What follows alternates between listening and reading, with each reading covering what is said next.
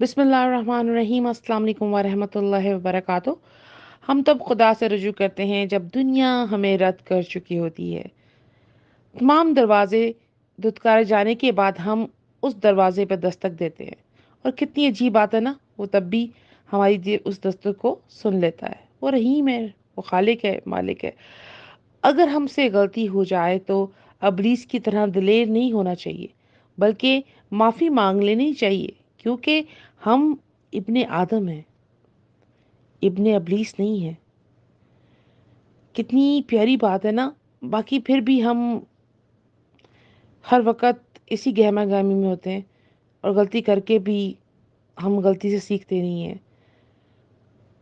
اللہ تبارک و تعالی ہمیں ہمیشہ اس چیز پہ ہمارا فوکس رکھے کہ جب بھی غلطی کریں تو اس کی معافی مانگ لیں، اور غلطی کم کریں، کوشش کریں کہ وہ نہ ہی ہو،